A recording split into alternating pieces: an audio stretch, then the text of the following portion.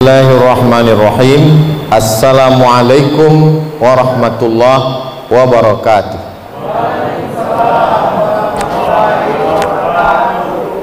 Alhamdulillah, wassalatu wassalamu ala rasulillah wa ala alihi wa sahbihi wa man tabi'ahu wa mawalah. Tema besar kita siang ini, keyword kata kuncinya silaturahim. Saya awali dari sebelah kanan, Dr. Iswadi Muhammad Yazid, Ketua Majelis Ulama Indonesia Kabupaten Pelalawan. Saya kenal walaupun wajahnya ditutup masker, karena adik kelas saya di Mesir. Beliau 99, saya 98. Di sebelah beliau orang yang dipilih oleh seluruh Kabupaten Pelalawan untuk menjadi wakil di parlemen, memperjuangkan hak-hak rakyat. Beliau adalah Ketua DPRD Kabupaten Pelalawan. Di sebelah beliau Pak Zukri, kami terakhir kontak 4 tahun yang lalu. Beliau menelpon saya, kata beliau, saya punya TV di Pelalawan, saya mau ambil ceramah Ustadz, mau saya masukkan ke TV untuk dakwah.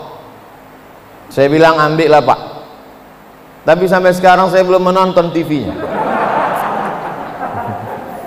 Beliau menjadi Bupati Kabupaten Pelalawan nanti 10 Ramadan 22 April. Kemudian Pak Bambang SHMH, Ketua Pengadilan Negeri Pelalawan. Lalu kemudian orang tua kita, sahabat juga, pemimpin kita, Pak Haris, Bupati Kabupaten Pelalawan. Lama berkenalan baik. Alhamdulillah silaturahim sampai hari ini masih terjaga, terpelihara dengan baik. Di sebelah beliau Dr. Faisal Saleh LC MA PhD, doktornya 2 kali, sekali di Malaysia, sekali di Jakarta. Saya kenal baik karena kakak kelas saya di Mesir. Beliau 97, saya 98. Sekarang sebagai Ketua Pengadilan Agama Kabupaten Pelalawan. Di sebelah beliau adalah orang-orang yang banyak cemas kalau dapat surat dari beliau, termasuk saya. Datang ke kantor pajak, katanya ceramah saya mau dipajak juga. Saya jelaskan, Pak, semua ceramah saya YouTube itu habis semua untuk beli beras fakir miskin. Kalau Bapak tak percaya, nih bukti transfernya. Lalu kemudian kata orang pajak, sebelum beli beras kan Bapak pegang dulu duitnya, tetap kena pajak juga. Setelah itu saya buat iklan bersama orang pajak. Hari gini tidak bayar pajak, apa kata dunia? Tapi itu kantor pajak yang di Pekanbaru. Yang di Pelalawan tidak setegas itu. Di sebelah beliau Pak Tarigan. 2 hari yang lalu saya ke Kabupaten Dairi di Sidikalang. Dari Sidikalang kami lanjutkan ke 3 Binanga, menginap 1 malam di 3 Beringin, berziarah ke makam Syekh Sulaiman Tarigan. Hari ini berjumpa dengan Pak Tarigan di Kabupaten Pelalawan. Lalu kemudian di bawah sana saya lihat ada Al-Mukarram Ustadz Edi Amran LCMA, Ketua Badan Amil Zakat Nasional Kabupaten Pelalawan. Beliau bersahabat dengan saya sudah masuk 23 tahun. Beliau senior saya di Kairo. Beliau angkatan 97, saya 98. Kemudian juga ada di dekat beliau itu saya lihat orang yang paling berkesan dengan saya, karena pernah dulu menugaskan saya ceramah menelusuri Sungai Kampar sampai ke Penyalai. Satu hari 6 titik pengajian selama 6 hari 36. Sampai Pak Wakil Bupati waktu itu bertanya, Ustadz sanggup tak ngisi jadwal nih? Saya bilang kalau saya sehat saya lanjutkan Pak, kalau saya sakit kita ganti Ustadz lain. Itulah dia Pak Sekda. Saya sebenarnya mau menyampaikan kepada semua jamaah, kita mesti kenal orang dengan baik, kita mesti kenang kebaikannya. Sebanyak-banyaknya tulang masih ada dagingnya, sebanyak-banyaknya daging masih ada tulangnya. Memang itulah sifat manusia ini. Bagi yang susah menangkap peribahasa itu, saya kira yang makan pakai ikan tadi tahu itu. Artinya kita pandang baik. Bahkan orang meninggal itu pun kata Nabi, uzkuru mahasina mautakum, sebut kebaikannya. Tapi saya tentu tak dapat menyebut mengingat semua. Saya mohon maaf, yang saya sebutkan tidak berarti mengurangi kemuliaan yang tak saya sebutkan. Insya Allah semuanya dimuliakan Allah Subhanahu wa ta'ala. Hari ini tanggal 10 Sya'ban, begitu menurut janji dengan Allah bahwa Abdul Somad 10 Sya'ban kau sedang berada di ruang sidang terbuka. Dari mana Ustaz tahu? Ada tulisannya di pintu. Baru saya paham, lama juga saya dari, rupanya kalau pintunya dibuka sidang terbuka namanya, kalau ditutup sidang tertutup. Alhamdulillah, saya senang sekali diberikan kehormatan bisa berjumpa di hari baik, bulan baik. Saya bersilaturahim ke rumah jamaah di Jalan Karyawan, Pekanbaru. Lalu kemudian dia kasih saya selebaran kertas. Coba Ustadz baca, bagus ini kata dia. Saya baca. Di situ diceritakan kita makan apel. Apel Pak Ustadz, terserahlah mau apel mau apel. Apel itu tidak berulat. Ternyata dia tidak berulat karena disemprot pestisida. Pestisida dicuci dengan sabun tidak mati. Ketika pestisida masuk ke dalam badan kita, semua yang tidak bisa diolah oleh badan, maka dia akan menggumpal menjadi cancer. Tulisannya C-A-N-C-E-R. Orang barat menyebutnya cancer, orang kita menyebutnya kanker. Sama seperti sampah plastik yang tidak bisa diolah oleh tanah, maka dia jadi sampah, menumpuk, itulah dia menjadi kanker. Lalu kemudian ketika kita makan berlebih dari kebutuhan tubuh, kalori yang kita perlukan misalnya 2000, tiba-tiba kita makan 2500, menumpuk dia. Maka bagaimana cara menghilangkannya? Di selebaran itu kata dia, orang barat menemukan satu teori namanya fasting terapi. Terapi fasting, cara menghancurkan sampah dalam tubuh dan kelebihan kolesterol, minyak dan lain sebagainya. Caranya adalah dengan tidak makan selama 8 hari dalam sebulan dan 1 bulan dalam setahun. Yang punya teori itu bukan orang Islam, dari Amerika. Ketika membaca itu saya langsung berkata, subhanallah, masya Allah, 8 hari tak boleh makan dalam sebulan. Senin, Kamis, Senin, Kamis, Senin, Kamis, Senin, Kamis. 1 bulan dalam setahun, pas puasa Ramadan. Janji Allah, sanurihim ayatina, aku akan tunjukkan tanda-tanda kebesaranku melalui Muhammad sallallahu alaihi wasallam. Jadi orang barat menerima kebenaran Islam bukan dengan cara kita ledakkan kedutaan Amerika, bukan dengan menghancurkan, memusuhi, tapi menyebarkan ilmu pengetahuan. Ternyata yang dibawa oleh Nabi 14 abad yang lalu sekarang dilaksanakan orang. Ketika saya lulus CPNS, maka mesti mengurus surat medical check up dari Rumah Sakit Arifin Ahmad. Apa kata orang rumah sakit? Ustadz, besok medical check up, datang kemari, jangan sarapan pagi, jangan minum teh, jangan makan lontong sayur, katupek, gulai paku, Karena Ustadz mau cek darah, darah Ustadz mesti bersih. Lalu saya katakan, apa hubungannya dengan makanan? Kalau Ustadz makan, darah Ustadz tidak bersih. Oh, ternyata mau membersihkan tubuh, darah adalah dengan menahan makan. Orang barat menyebutnya fasting terapi, Islam menyebutnya siam, kita menyebutnya puasa. Ayatnya dibacakan oleh qori kita tadi. Ustadz bicara puasa-puasa, Ustadz sendiri tak puasa. Saya karena diundang Pak Ketua. Banyak jamaah husnuzon dengan saya, ditengoknya badan saya kurus, katanya saya banyak puasa. Enggak. Saya besok pagi tidak puasa lagi, karena besok saya di Padang.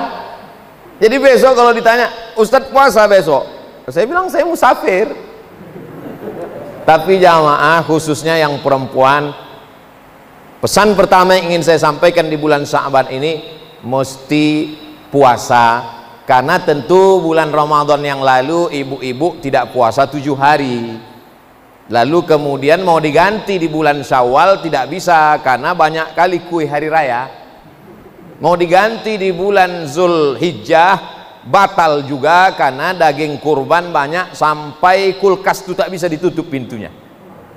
Mau diganti di bulan berikutnya, jamaah haji pula pulang. Akhirnya besok-besok inilah masa terakhir, gantilah puasa yang tinggal kemarin. Caranya biar supaya sekali dayung 2-3 pulau terlampaui, puasa saja hari Kamis besok, niatnya niat mengganti. Aku niat puasa mengganti yang tinggal kemarin, maka otomatis dapat 2, qodoknya lunas dan dapat pahala puasa Kamis. Itulah untungnya ibu-ibu kalau suaminya ngaji. Maka nanti suami-suami yang udah mendengar ini pulang diingatkan istrinya, kau puasa, utang kau kemarin 7 hari kan? Abang 10, kata istrinya. Itulah untungnya kalau di kantor itu ada pengajian, jadi diingatkannya nanti ke rumah. Tapi kalaulah suami ibu itu Fir'aun, tapi saya yakin insya Allah ibu ini orang baik-baik semua, bapak itu pun di rumah tidaklah sampai macam Fir'aun, setengah-setengah aja mungkin. Kita doakan semuanya jadi baik, hijrah insya Allah, taubat nasuha. Karena masalah hutang puasa ini tak bisa dibayar pakai tahajud, Bu. Man mata, siapa yang mati, wa alaihi siyamun, punya hutang puasa, soma anhu waliyuhu, ahli warisnya wajib menggantikan puasanya. Jadi almarhumah emak saya meninggal umur 70 tahun.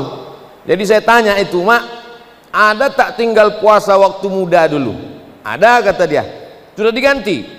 Sudah. Gimana cara menggantinya? Aku puasa setiap Senin Kamis. Dan beliau meninggal hari Senin habis makan sahur, umur 70. Meninggal hari Senin tanggal 18 Maret 2019, 2 tahun genap, habis makan sahur. Ditontonnya video saya, waktu itu saya sedang di Madura. Habis itu dia berwudu, sakit kepalanya, meninggal dalam keadaan puasa sunat hari Senin. Tapi saya husnuzan yakin utang puasanya sudah lunas. Karena perempuan itu dia utang itu disebabkan oleh kita, anak-anaknya. Mengandung 30 hari tak puasa. Menyusukan tahun pertama 30 hari tak puasa. Menyusukan anak 2 tahun 30 hari tak puasa. Saya 90 hari, adik saya 90 hari. Karena kami adik-beradik 2 orang. Bayangkan kalau anaknya susun paku, do re mi fa sol la si do sol fa mi re do. Mau diganti puasa tahun lalu, lahir pula adiknya lagi. Bukan berarti Allah itu kejam, tidak. Sebenarnya Allah mau kita sehat walafiat, sehat fisik.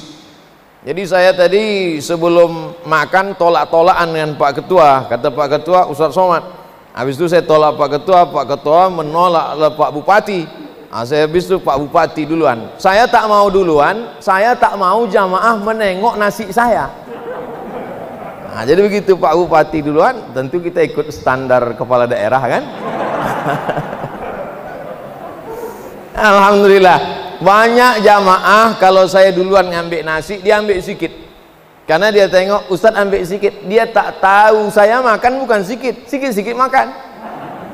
Kadang satu hari itu kadang sampai 5 acara, macam-macam, dari mulai lontong, lalu kemudian macam-macam. Tapi rasanya selama saya di Pelalawan baru inilah dikasih nasi lewat ini, nasi liwet, nasi lalu kata orang Melayu. Apa kata Pak Zukri tadi, ini kalau tempat kami nasi goreng kampung ini kata beliau. Artinya kita disuruh Allah Ta'ala makan, kulu, makanlah silakan, tapi ada batasnya karena dia lebih jadi penyakit. Jadi kita pahami bahwa Allah tidak mau mempersulit kita, tapi di balik puasa itu adalah kesehatan. Nanti ibu-ibu, bapak-bapak nonton di YouTube, ada ceramah idzan tasafa Sya'ban fala tasu. Kalau sudah pertengahan nisfu Sya'ban jangan puasa lagi. Insya Allah hari ini 10, Kamis 11, Jumat 12, Sabtu 13, Ahad 14, malamnya malam nisfu Sya'ban. Jadi ada kesempatan untuk mengganti puasa ini beberapa hari lagi. Tapi nanti setelah nisfu Sya'ban muncul masalah. Karena kata Nabi, kalau sudah nisfu Sya'ban jangan puasa lagi. Maka yang tidak boleh puasa setelah nisfu Sya'ban itu memulai puasa sunat, tak boleh.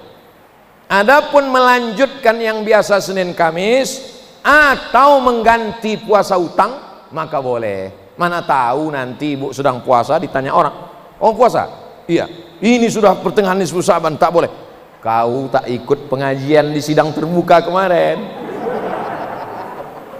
Di sana udah disampaikan bahwa setengah nisfu Sya'ban masih boleh puasa dengan syarat pertama memang terbiasa, yang kedua mengganti puasa yang tinggal-tinggal.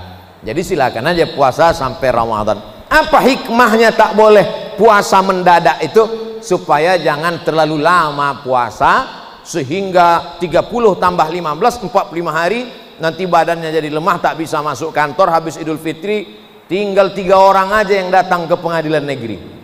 Mana pegawai semua? Inilah gara-gara mengundang Ustadz Abdul Somad, lemas semuanya.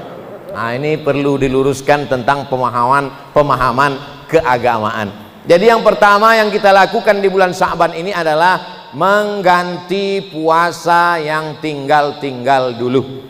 Saya diundang ceramah ke satu rumah sakit di Pekanbaru. Jumpa dengan Pak Dokter.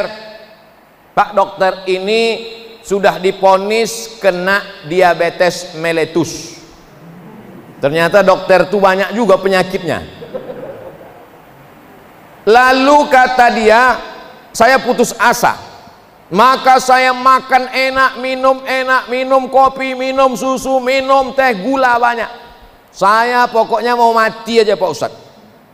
Dilarang sama kawan saya jangan banyak minum gula. Saya minum gula karena saya pikir dunia harus dinikmati, sakit-sakitlah, yang penting mati.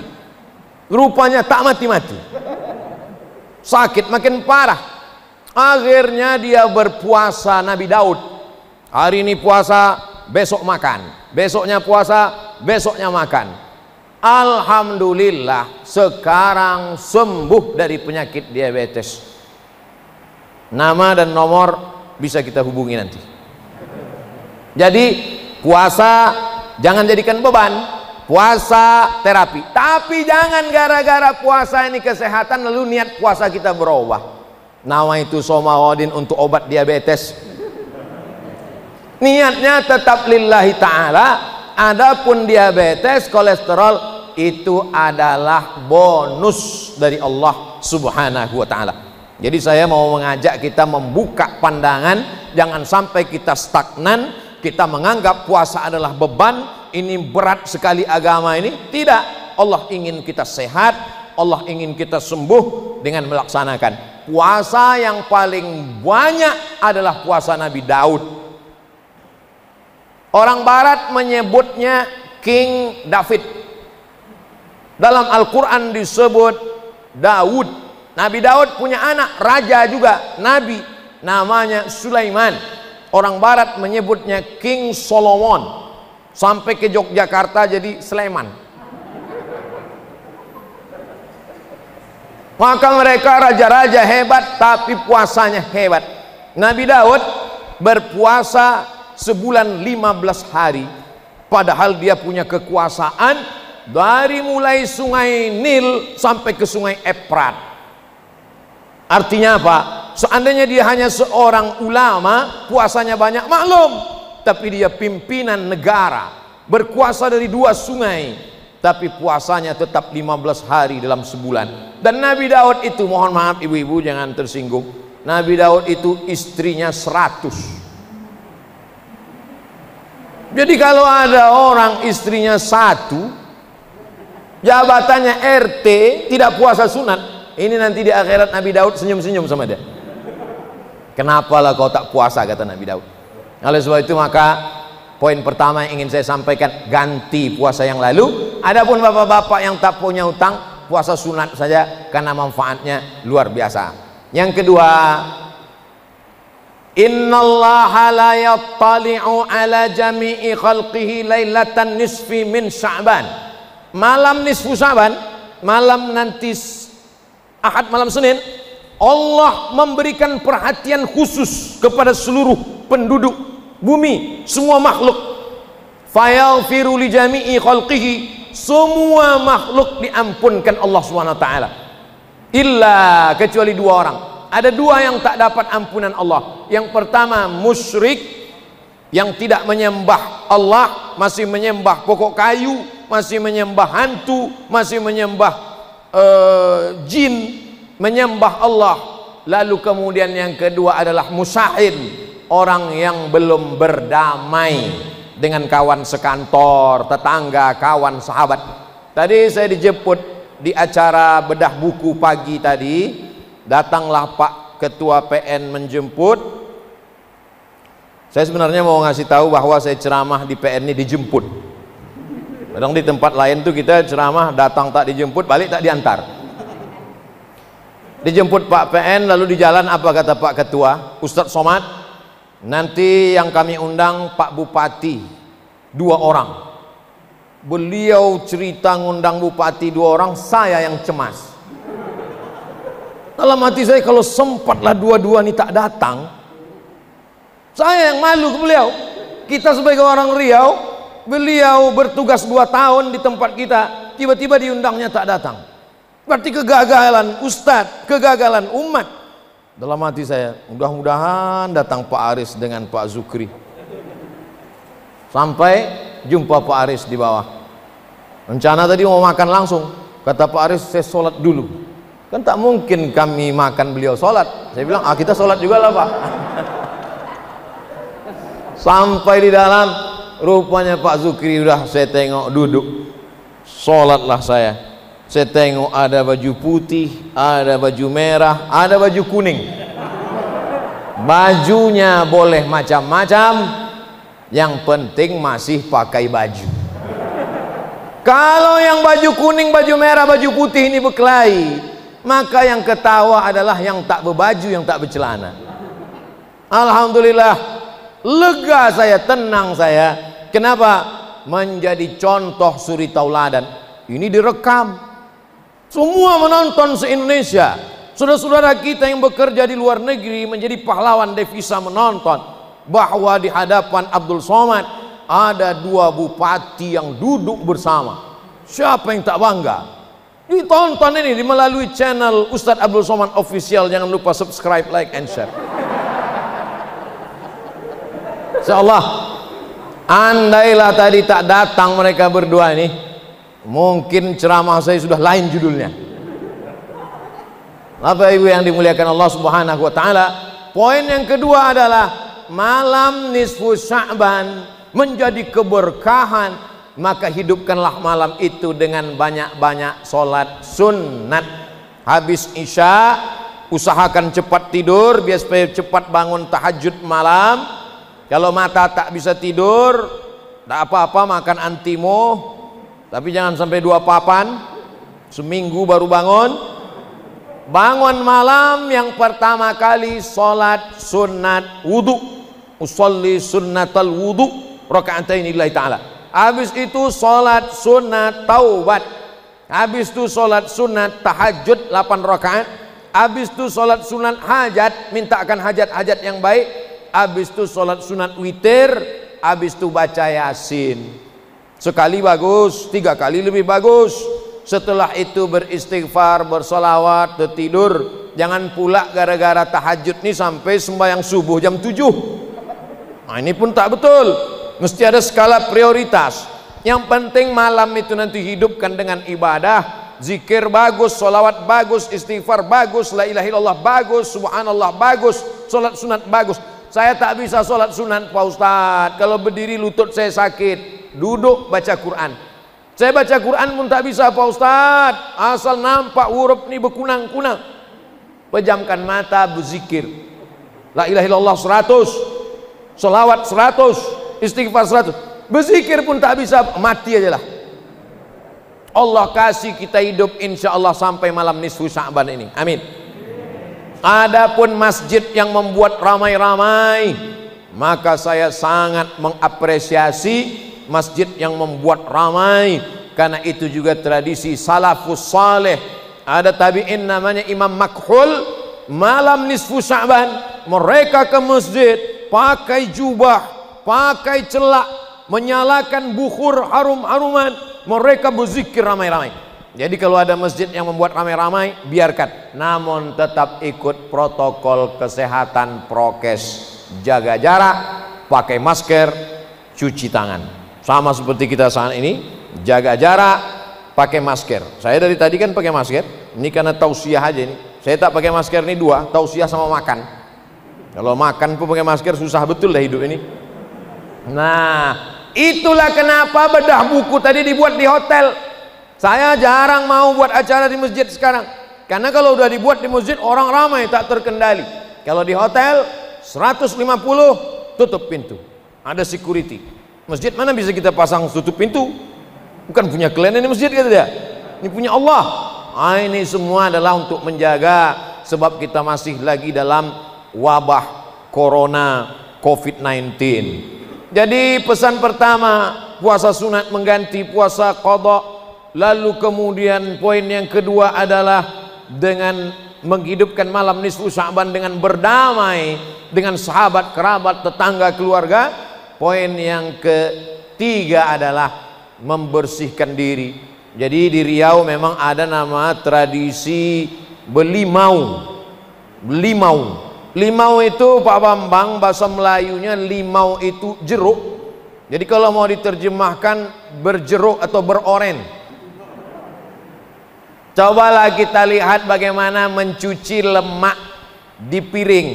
Piring bekas masak ada minyaknya, mencucinya pakai limau. Jadi dulu kita tahu nenek moyang kita belum ada deterjen, belum ada sabun, belum ada sampo. Jadi sebelum masuk bulan Ramadan itu mereka belimau. Kenapa belimau itu dilaksanakan di sungai? Karena memang orang Melayu tinggalnya di tepi sungai. Riau ini dibelah oleh 4 sungai. Sungai Kampar, Sungai Siak, Sungai Rokan, dan di ujung sana Sungai Indragiri. Jadi 4 sungai inilah yang membelah Pulau Sumatera bagian tengah Riau. Orang Melayu tinggal di tepian sungai ini. Itulah mengapa mereka mandi di tepi sungai. Saya masih ingat waktu kecil itu di tanah lah, di dalam periuk tanah. Limau segala limau, jeruk segala jeruk, dengan pinang dengan mayang-mayang pinang, lalu kemudian daun-daun harum-harum, lalu digosokkan ke badan. Lama saya baru paham kenapa mereka mandi pakai limau setelah iklan di televisi. Pakailah jus saripati jeruk untuk menghilangkan molekul-molekul yang menggumpal. Sebetulnya dia mau bilang daki aja, payah betul. Yang menggumpal di permukaan kulit Anda. Mau bilang daki aja segan betul. Jadi sebetulnya itu kebersihan fisik. Di kampung-kampung masih ada tradisi seminggu belum Ramadan bersih-bersih. Dan nanti saya ke Langgam insya Allah tanggal 5 pagi itu ziarah Jadi ada tradisi di Langgam ziarah kubur ramai-ramai. Jadi sebetulnya kalau saya tangkap filosofinya adalah bersih badan dengan mandi belimau, bersih ziarah kubur dengan mengenang orang mati, supaya karena tujuan dari ziarah kubur itu 3: melembutkan hati, mengingat mati, melelehkan air mata. Lalu kemudian pula dengan berziarah itu bertemu, oh rupanya kamu cucu si Anu ya, iya, tinggal di mana? Di sana, bertemu pada ziarah kubur itu. Jadi kita ambil positif-positifnya. Lalu kenapa ada sebagian yang memfatwakan haram belimau? Belimaunya tak haram. Yang haram itu baduo diateban. Baduo diateban tuh Pak Bambang bonceng-boncengannya. Nah, dari rumah, dari Pekanbaru mau kemana? Belimau, mau bonceng. Orang mandi dulu pakai limau, mandi pakai air, dia mandi pakai keyboard tunggal. Itunya sebetulnya yang apalagi pada wabah corona covid ini, memang ini kalau bisa dihindarkan lah. Tapi tradisi saya cuma mau menjelaskan bahwa orang Melayu, tapi kami kan orang Jawa Pak Ustadz, kami kan orang Karo Pak Ustadz, kami kan orang Mandailing Pak Ustadz. Di mana bumi dipijak, di situ langit dijunjung. Kalau kita sudah tinggal di sini, maka kita menjadi semuanya adalah orang-orang yang memakai adat istiadat ini. Jadi patah yang asli itu aslinya. Di mana bumi dipijak, di situ langit dijunjung. Sekarang sudah berubah. Di mana bumi dipijak, di situ awak berkodak.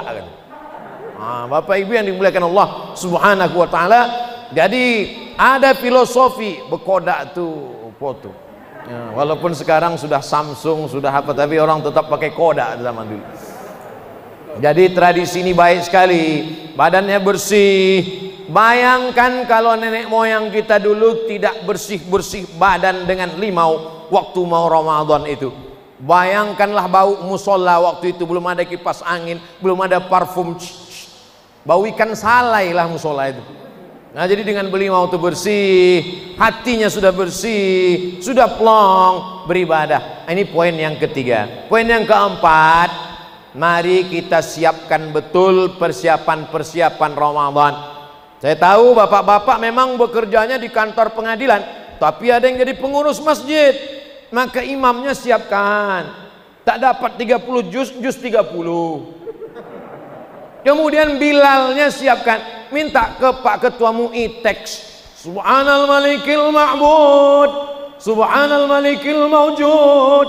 Nah, jadi jelas apa yang dia baca. Sekarang masih ingat saya beberapa tahun yang lalu, tak jelas entah apa yang dibaca Bilal itu. Allah Ma'bud, Allah Ma'bud. Imamnya lambat, makmumnya cabut. Jelas ya selawat. Allahumma salli ala Sayyidina Muhammad. Allahumma salli wa sallim wa barik alaih. Nah, itu ada teksnya. Minta ke Pak Ketua MUI, disebar ke kecamatan, dilaminating. Karena kadang tak dilaminating, kertas aja disebar. Malam ini dilipat, malam kedua dilipat, malam keempat dilipat, malam kelima tulisannya hilang, tinggal lipatannya aja lagi. Nah, ini semua nampaknya sepele, remeh-temeh, tapi ini penting. Belanja banyak-banyak, beli beras. Untuk apa kita banyak-banyak masak bulan Ramadan? Ramadan kan bulan untuk bagaimana kita menjaga makan supaya dikit Pak Ustadz. Kalau masak kolak, istri, suami, anak, keponakan, masaklah 10 porsi. Oh, mubazir banyak-banyak Pak Ustaz, antar ke masjid. Di sana ada anak yatim, ada fakir miskin, ada mahasiswa yang datang dari jauh belajar, ada saudara-saudara kita musafir, berbagi makanan. Belanja, saya sudah belanja tadi, belanja kurma untuk buka puasa di Basmat, Badan Amil Zakat Mart Basmat 2 Pangkalan Kerinci. Jangan kemana-mana. Diajak tadi buat iklan. Saya ini kan kemana-mana iklan-iklan terus. Tapi saya tak ada royalti, nah.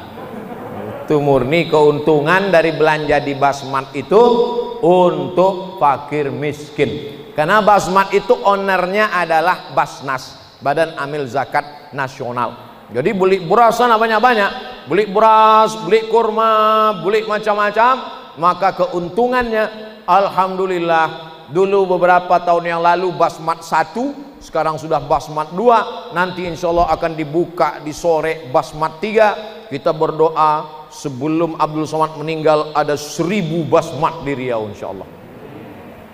Begitu cara nawar umur sama Allah. Jadi pas kita mau mati ditanya malaikat, ya Allah ini dia kita matikan sekarang, basmat udah berapa sekarang? Baru 800, kita genapkan 1000.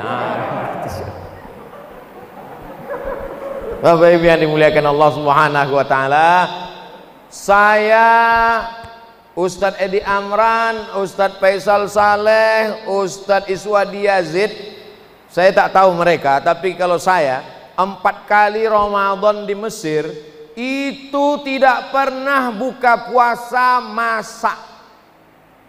Terus dari mana? Gratis. Jam 6 sore duduklah kami di meja. Jangan sangka karena gratis makanannya remeh-temeh kecil. Orang Mesir itu kalau motong ayam cuma 2 kali potong aja. 1, 2, 1/4. Bukan macam tempat kita hancur ayam tuh. Namanya pun tertulis depan, cincang lagi. Sana ayam tuh cuma 2 kali potong. 1, 2. Cuma memang lidah kita tak sesuai, dia anyep, tak pedas. Jadi kalau sudah mau pergi ke meja makanan gratis itu, di kantong-kantong mahasiswa itu pasti sambal. Mereka tak mau cerita itu, mereka kan sedang menjaga wibawanya. Apa yang dimuliakan Allah. Jadi kerinduan kami di Mesir itu sekarang kami balaskan. Tahun ini kita mesti buat seperti di Mesir. Insya Allah di Pekanbaru kami buat namanya Maidatur Rahman. Begitu dulu tradisi di Mesir. Maidatur Rahman artinya meja makan Tuhan. Karena di situ ada makanan yang kita tak tahu entah dari mana, dikatakan dari Tuhan. Maka siapa saja bebas datang. Tanggal 13 April puasa hari pertama, berbuka puasa bersama Ustadz Abdul Somad di Masjid apa namanya Ustadz? Masjid Al-Ikhlas Simpang Bingung. Yang selama ini orang asal sampai ke Simpang tuh bingung. Insya Allah Ramadan ini tak lagi bingung.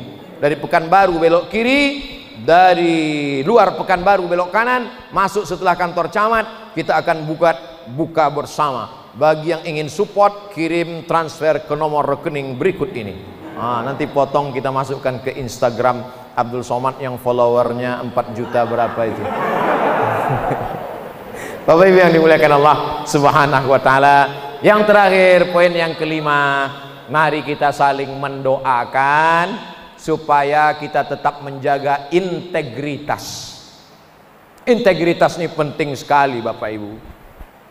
Saya datang ke pengadilan negeri itu ngeri-ngeri sedap juga itu. Karena nanti bisa jadi orang menulis Abdul Somad disidangkan di pengadilan negeri. Tapi insya Allah sampai hari ini saya tidak mengatakan saya malaikat, tapi saya juga tidak mengatakan saya setan. Kita ini antara dua, antara malaikat dan setan. Kalau ada temanmu baik terus, berarti dia malaikat. Kalau ada dia jahat terus, kita ini selalu mendapatkan bisikan-bisikan. Lalu dengan puasa kita sedang self control diri sendiri. Kalau takut dikontrol atasan, atasan akan keluar kota. Takut dikontrol CCTV, kabelnya digigit tikus.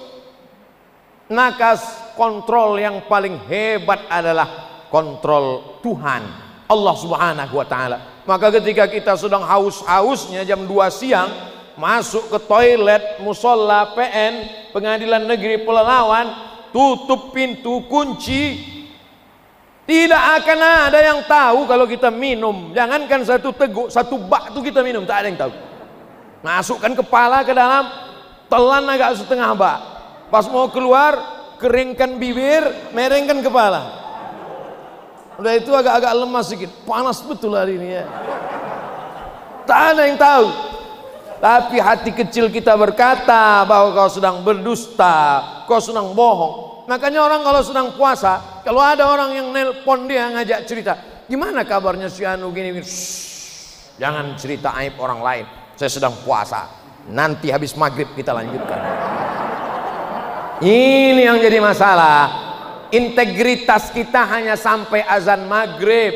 Integritas kita hanya di Ramadan. Kita mau integritas berkekalan, itu yang disebut dengan istiqomah. Mudah-mudahan kita saling mendoakan. Abdul Somad juga tak ada jaminan, maka doakan Abdul Somad supaya istiqomah dan mati husnul khatimah. Saya awali tadi jam 1.15, sekarang jam 2.45 menit kita bersama. Semoga kebersamaan 45 menit ini menjadi catatan amal soleh insyaallah. Amin ya rabbal alamin. Ala hadhihi niyyah al-Fatihah. A'udzu billahi minasy syaithanir rajim.